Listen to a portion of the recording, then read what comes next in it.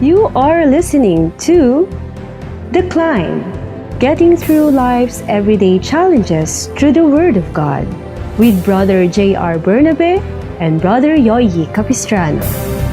And for today's episode, we will be discussing about finding joy in your journey. Meron isang famous quote na nabasa ko ulit kanina at parang gusto kong yun yung pag-usapan natin. Yun lagi natin naririnig, life's a journey. Diba? Kasi doon pa lang makikita na natin yung different moments ng buhay natin na may mga pagkakataon na nandun tayo sa ups. Yun yung mga times na inaabangan natin kasi masaya yun eh. Yun yung mga bagay na positive yung nangyayari sa buhay natin. Pero may mga moments din na sabi nga, yung mga downs, yung mga low points ng buhay natin. Pag dun sa ups, masaya tayo, ano usually reaction natin pagka nandun naman tayo sa low points ng buhay natin? Ikaw ba? Siyempre, kapag yun na, bilang tao, di ba? Talagang malungkot ka. Para bang yung araw mo na nasimulan ka ng inis. Di ba? Marami. Buong araw na yun, wala na sa mood. Hindi na maganda yung buong araw niya para sasabihin niya. Nasira na yung araw mo dahil sa isang pangyayari lang. Yung iba, pagka problemado, di mo na makausap. Oo, mismo. Kasi diba? Occupied na siya Occupied na siya dun sa mga iniisip niya. Ako minsan ganun Kapag marami kang iniisip, marami kang mga hinahandle na mga challenges, minsan parang ayaw mo na lang muna magsalita, gusto mo na lang muna mag-isip na Tahimik ka na lang muna. Pero possible kaya na yung emotion natin o yung nararamdaman natin during the times na nandun tayo sa ups, mga masasayang moments ng buhay natin, possible ba na yun din yung maramdaman natin pagka nandun naman tayo sa mga low points ng mga pangyayari sa buhay natin? Posible. Kasi yun naman talaga Yung ang problema lang kung papaano tayo dapat na mag-react doon sa mga bagay na nangyayari. Hindi naman hindi maganda yung nangyari. Negatibo na all the way. Buong maghapon mo, pipiliin mo na at magde-decide ka na magmukmuk ka na lang o kaya hindi na maging maganda totally yung araw mo. Tama kasi. Sabi nga natin kanina, life's a journey. Minsan tayo nasa actual journey. Halimbawa, bumabiyahe tayo, punta tayo sa bakasyon. Sabihin natin, pupunta tayo sa beach. Hindi naman smooth minsan di ba? Yung journey natin, may mga times iba nasisiraan na sasakyan. Na-aksidente. Iba may na-aksidente. Yung iba talagang nagbababad ng oras sa traffic. Pero makikita mo iba, kahit na dumadaan sa ganong mga pagkakataon, nakangiti pa rin. Masaya pa din. At diyan kilala ang mga Pilipino. Tama yung...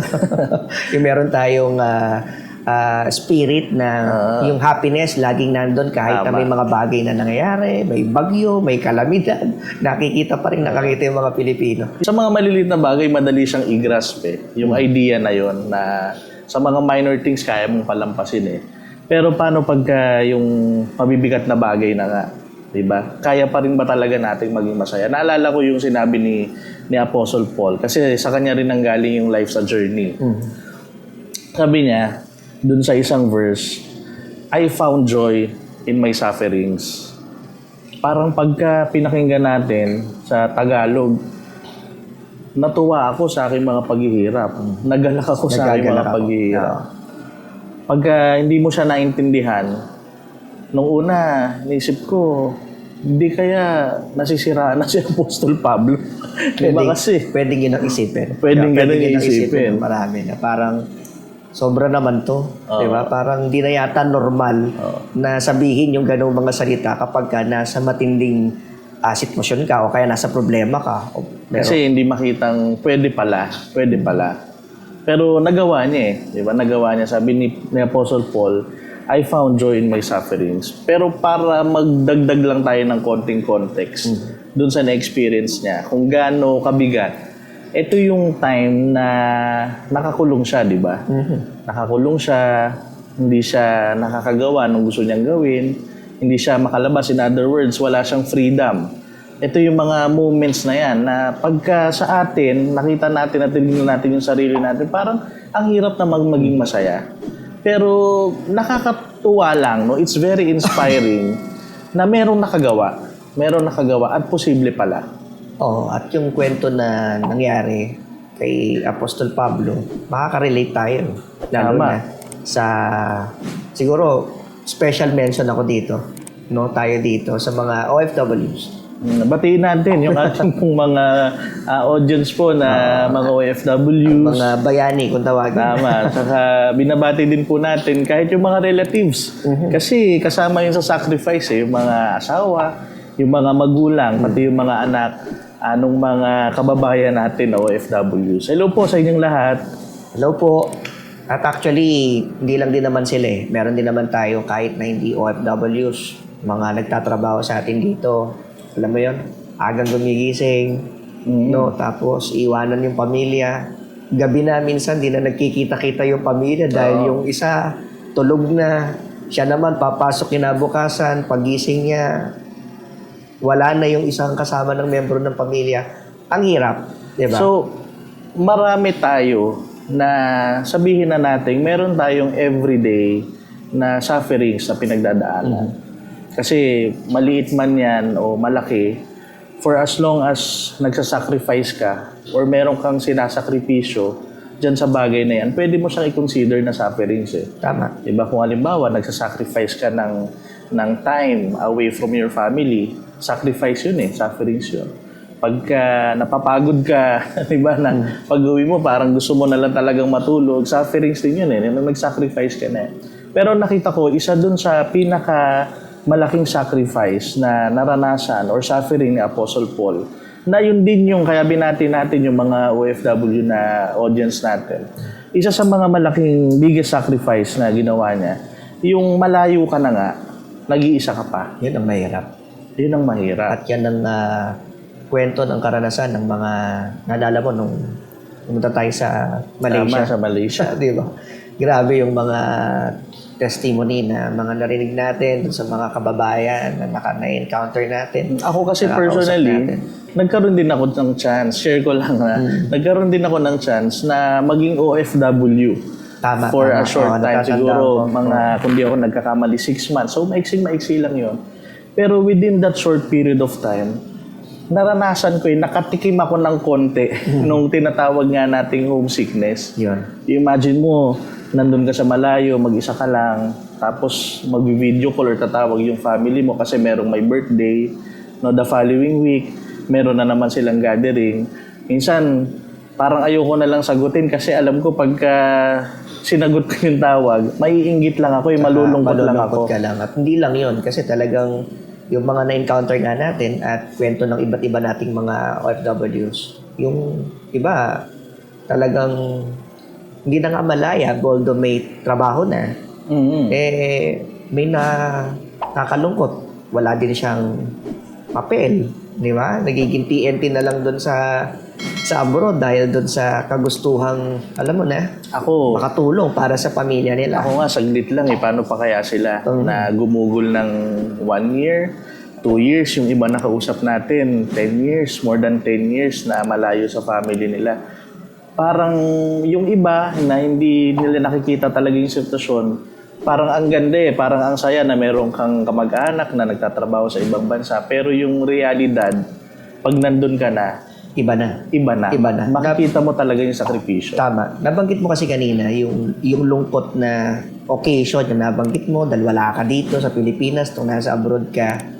Ang matindi yung mga kababayan talaga natin, yung mga nasa abroad mo. Kahit naman yung mga nandito na may pamilya na nasa abroad. Napakahirap din naman. Mahirap. Lalo na yung nasa abroad ka na merong nakakalungkot na namatayan.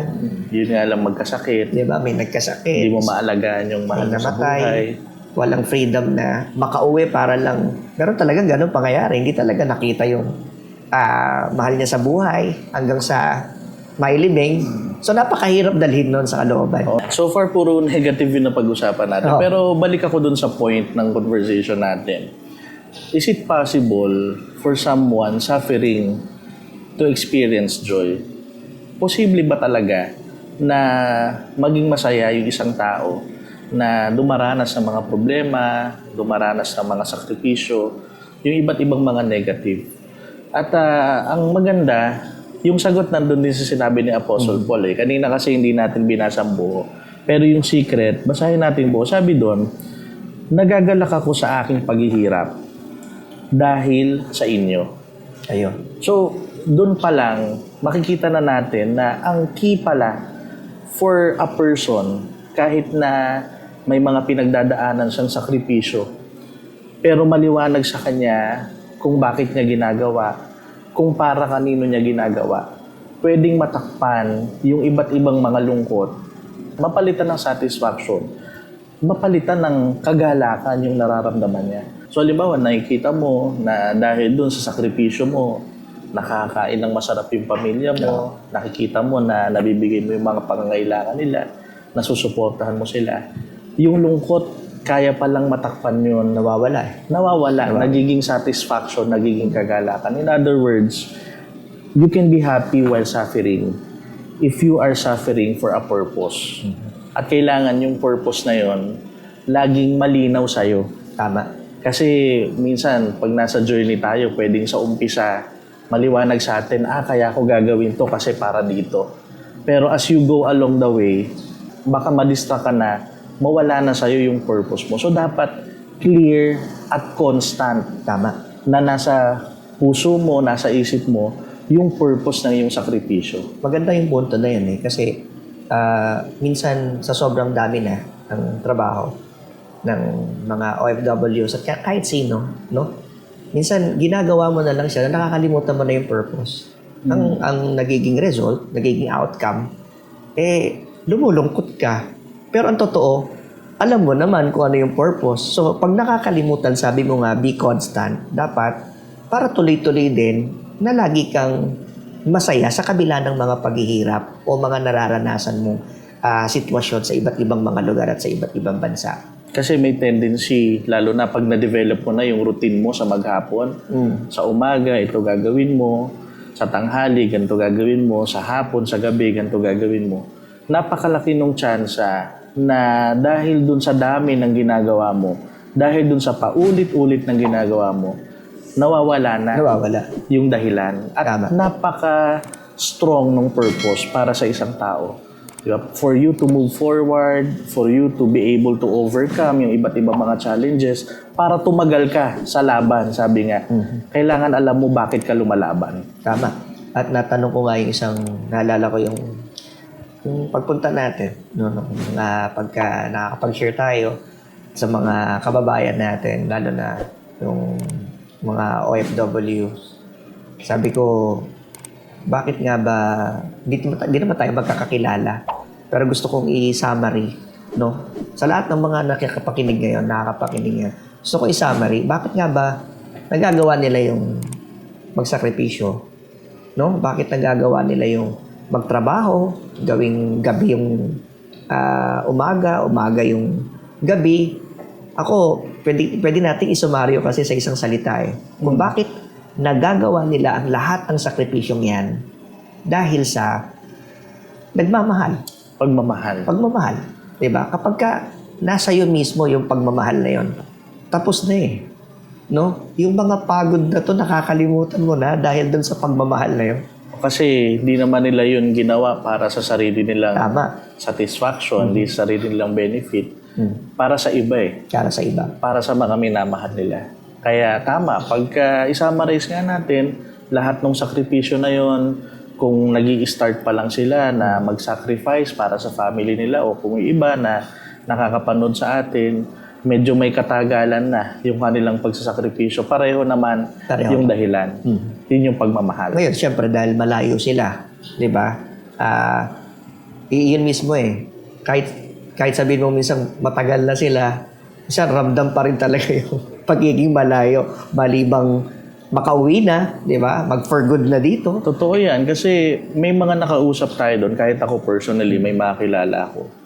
Yung mga kababayan naman natin na napupunta sa ibang bansa, may mga kasama naman sila doon eh. Pero isa yung madalas din na nagiging comment nila, kahit na marami daw silang kasama, may mga pagkakataon, feeling nila mag-isa sila. Yun. At yun ang napakahirap na parte para sa isang nasa malayo. Pero siyempre, sa lahat ng mga nasa malayo, sana wag nilang makalimutan tong bagay na to. Isang verse sa Bible yung nasa Acts 17:27. Gusto ko lang basahin. Jesus is not far from each one of us. Although malayo man tayo sa loved ones natin, saan mang sulok ng mundo ka naroon, mga kasama nating kababayan nating mga Pilipino, kahit sino man, kailanman hindi naging malayo ang Diyos sa kanila kahit na sila ay nasa malayong lugar pa. At dahil hindi malayo ang Panginoong Hesus sa kanila, ibig sabihin, hindi sila nag-iisa. Tama. At yun ang dapat na lagi nilang maalaala, may kasama pala ako. Yun yung gusto nating i-share, no? Yun yung gusto nating i-share sa kanila. Kasi yun nga, nabanggit natin kanina, madalas yan yung nilalabanan. Yung feeling na mag-isa, yung homesick, parang walang kasama.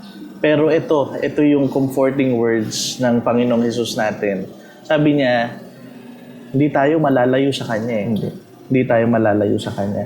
Pagka nandun tayo sa presence ni Jesus, dami nating mararamdamang blessings eh. Nandun yung comfort, nandun yung rest, pwedeng physically pagod tayo, pero yung kalooban natin, yung mental well-being natin, yung emotional well-being natin, pwedeng mapahinga. Diba? Pwedeng mapahinga. Nakakaranas tayo ng nadadagdagan yung tapang natin, nadadagdagan yung patience, nadadagdagan yung pag-asa. Lahat ng yan, pwedeng ma-experience ng isang tao pagka nandun siya sa presensya ni Jesus. Tama.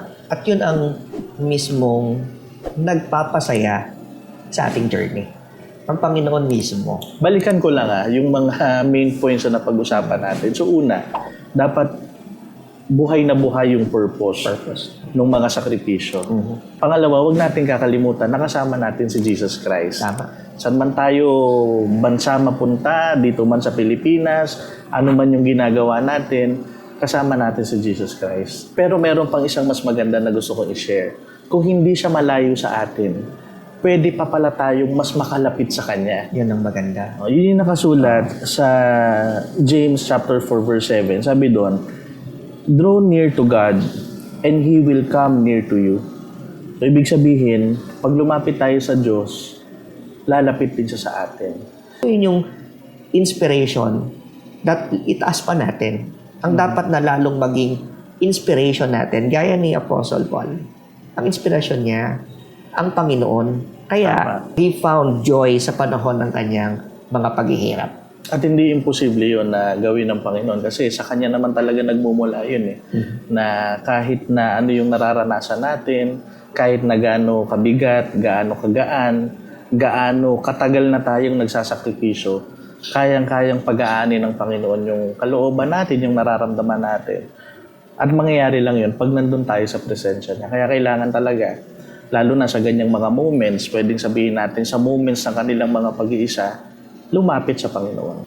Kaya in summary, dapat tandaan natin na pag malapit tayo sa Panginoon, pag malapit tayo sa Diyos, hindi man mawala yung mga difficulties na nararanasan natin, hindi man dumali yung journey, pero magagawa nating maging masaya. We will find joy. At yung kagalakan na yun yung gagamitin natin hanggang makarating tayo dun sa dulo. Lord, salamat po sa message mo na binigay mo sa amin, ang mga salita mo na binless mo sa amin para maging gabay, maging inspiration po namin sa araw-araw, lalong-lalo na sa mga panahon na dumaranas kami ng mga sufferings, nagsasacrifice kami para sa mga mahal namin sa buhay. Paalala mo nawa sana palagi sa amin kung bakit namin ginagawa ang mga sakripisyong ito. Lagi na ay palakasin mo ang kalooban namin, i-inspire mo kami. Higit sa lahat ay turuan mo kami na maging closer sa iyo para ma-experience namin ang lahat ng mga magagandang bagay na nagmumula sa iyo. Ang comfort, ang peace, ang courage at marami pang mga bagay para magamit namin ito na maipagtapos namin anuman yung journey na ngayon ay pinagsisikapan namin. Pwedeng sa mga pag-aaral, sa pagtatrabaho, dito man o sa malayong mga bansa. Nakita mo kami na sa mga pagkakataon ay patuloy kaming lumalapit sa iyo, lagi naming hinahangad na magkaroon ng closer relationship sa iyo. Magkagayon ay makatulong nga ito upang makita namin, maging maligaya kami sa gitna ng aming mga suffering. Sa lahat ng ito ay hinihiling namin sa iyo sa pangalan mong Kristo Jesus, ikaw na aming tagapagligtas. Amen. Kaya sana po, piliin natin laging maging masaya sa kabila ng ating mga sufferings. Piliin natin na maging kasama ang Diyos sa araw-araw ng ating journey. Let us continue to be inspired by the Word of God dito sa The Climb. Aakyat ka ba o aakyat ka pa? Thank you for being part of our discussion. To know more about us, you may follow our social media pages. On Facebook, search for MHC Media Facebook page. On YouTube, search for the Most Holy Church YouTube channel. Let us continue to be inspired by the Word of God every Sunday, 7 o'clock up to 7:30 in the evening, only here in The Climb.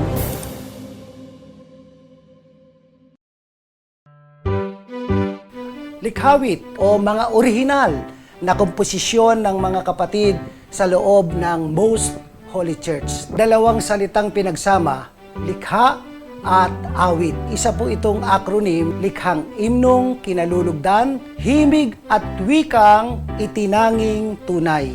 Isa po sa napakabisang paraan na itinuturo sa atin na magpaalalahanan at magpatibayan sa pamamagitan po ng mga imno at salmo at mga awiting ukol sa Espiritu. Dahil sa nakitang kapangyarihang taglay nito, ang paggawa po ng likhawit sa kabanal-banalang iglesia ay naging isang mahalagang gampanin na po ito na nagpapasigla at nagpapatibay sa buong iglesia, kaya isa ng ganap na ministeryo.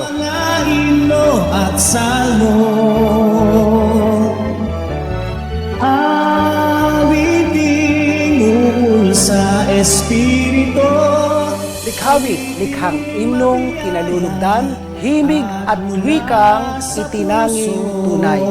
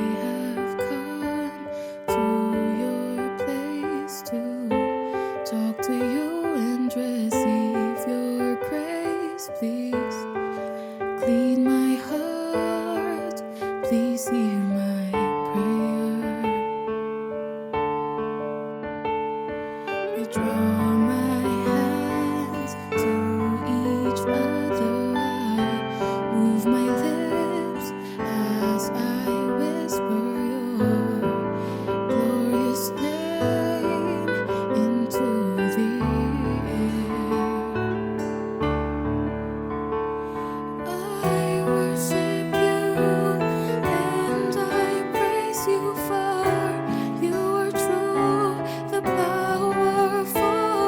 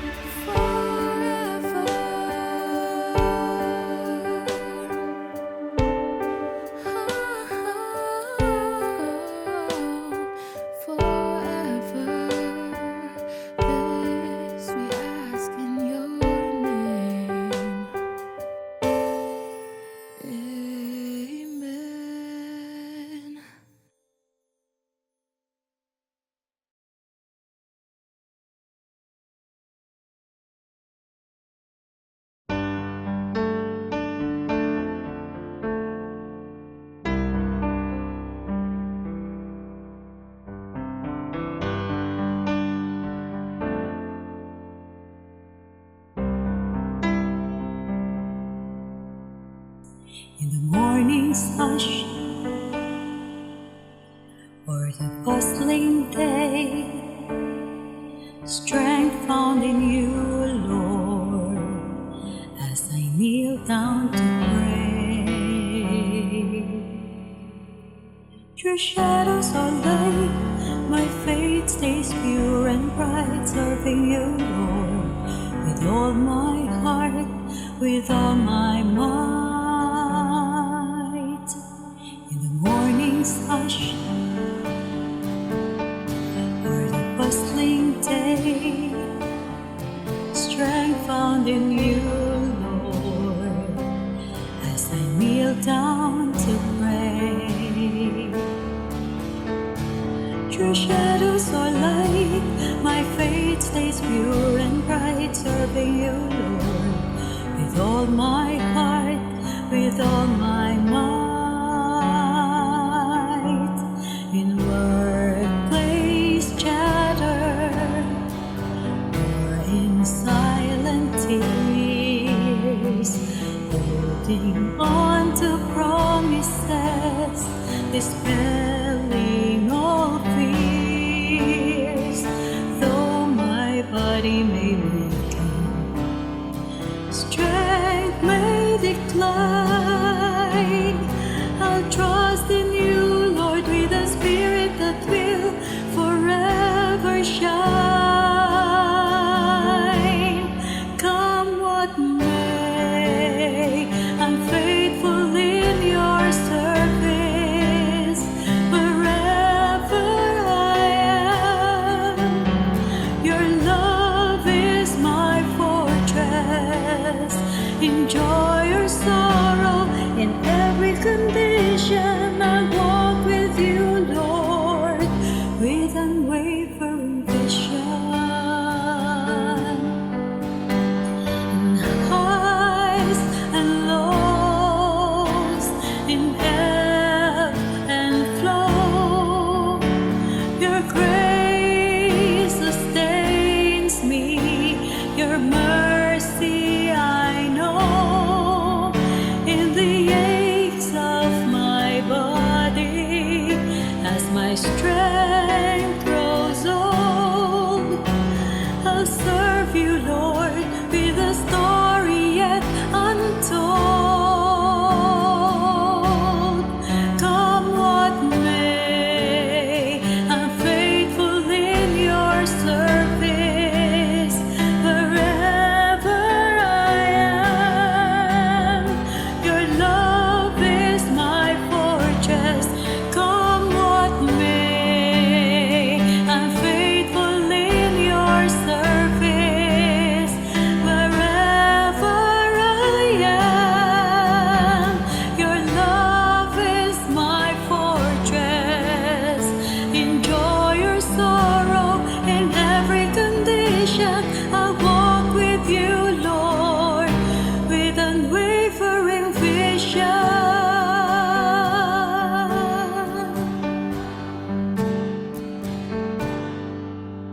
In the twilight of my years, steps may be slow, yet I'll serve you, Lord, as my love for you continues to grow. Here I am, Savior, with hands lifted high in your service, under your watchful eye.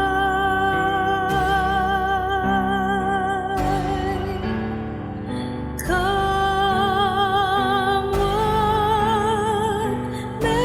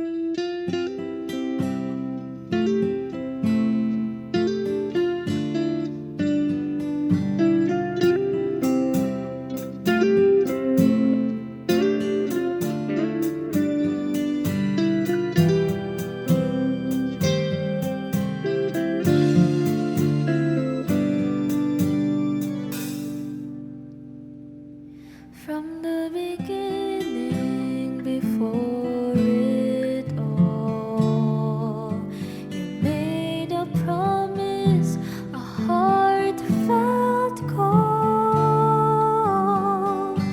The truth you whispered guides me through. A vow in my soul that nothing can undo. Oh, the melody of your promise, a sweet everlasting sound. Your faithful love surrounds me, where your mercy flows around. Through every storm and every night, your covenant is my guiding light. It gives me comfort and strength to stand.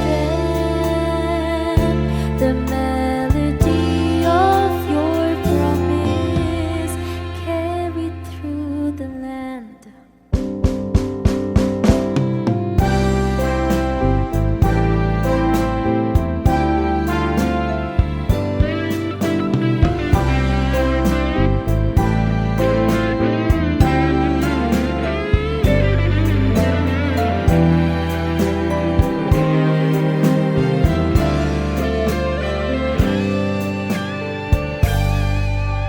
When worries rise and things get tough, your simple truth is always enough.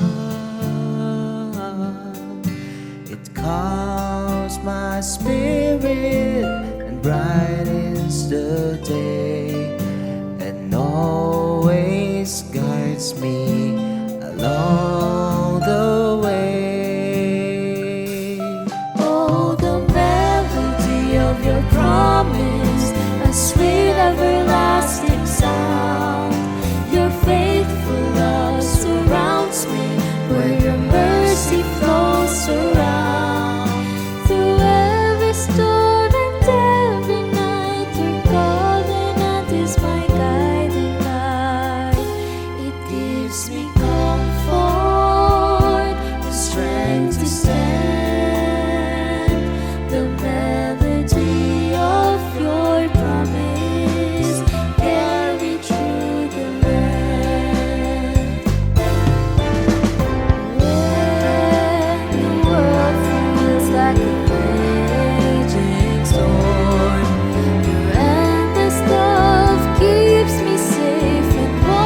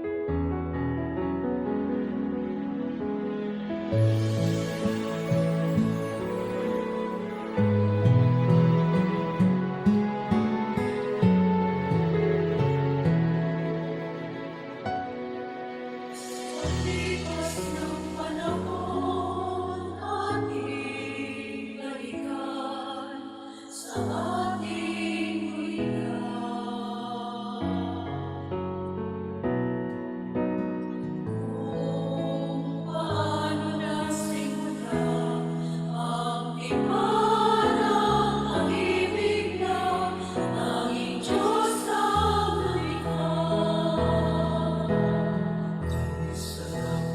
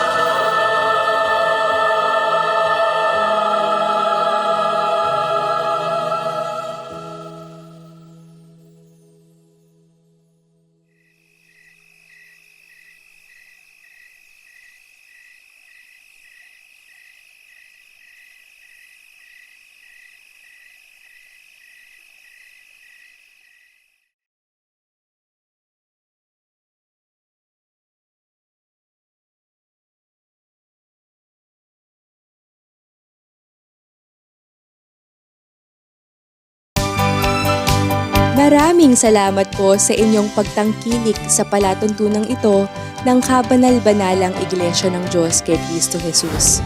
Kung nais po ninyong mapanood ang iba pa naming programa at upang lubos po ninyong makilala ang kabanal-banalang Iglesia ng Diyos kay Kristo Jesus, mag-subscribe sa ating YouTube channel na The Most Holy Church. Bisitahin ang aming Facebook page na MHC Media. At bisitahin ang ating official website na www.mostholychurch.com. Maraming salamat po.